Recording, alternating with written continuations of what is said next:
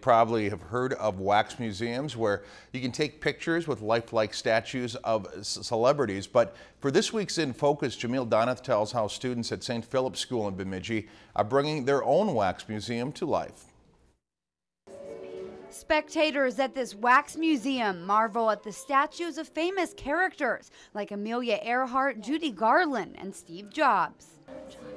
But if you're wondering why these statues look so real, it's because they are. I've seen Scott wax persons, but not anything like this. They were pretty cool, but they were really still. As part of a project at the St. Philip's School in Bemidji, fifth graders put on a wax museum where instead of wax statues, they pose as the celebrities. Babe Ruth. Annie Oakley. My mom said if I spiked up my hair, it would look like Albert Einstein. It's amazing that they can, keep their composure for so long. Yes, this is one class project that brings a whole new meaning to molding a student's mind.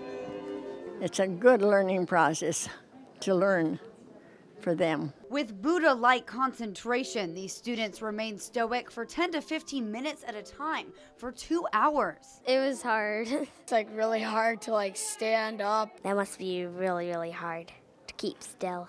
How could they stand there and not move that much? Posing like these characters is only one part of their project. These students have been working on researching every single one of these characters for more than 4 months. We had to find a couple of books and websites about him, and then we had to write them down. And then we're supposed to make it into a little bit of a story. And everyone who passed through the museum also got a little brain sculpting of their own. For everybody to go around to see little bits of information about the person. While others just enjoyed the show. It was wonderful. I think it's amazing. These kids put so much work and effort into this. Of course, standing still for 2 hours is no easy task, especially for energetic kids. So after a few rounds, the students' poses transitioned from standing and pointing to slouching in their chairs. You gotta stay in that spot for 10 minutes, and it's kind of hard. I was just